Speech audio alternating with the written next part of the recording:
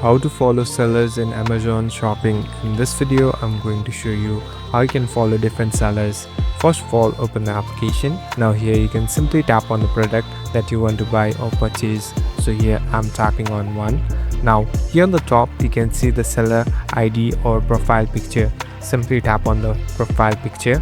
So this is the interface of the seller. So these are the products that it sells. Now here on the right top, simply tap on this follow button. So as you can see, I have started following the seller. So after it gives any new product or launches any ads, I will be able to know it in my feed. So it's a very useful feature for everyone. So you can simply select or follow the sellers that you want to buy or have the products that you want to buy.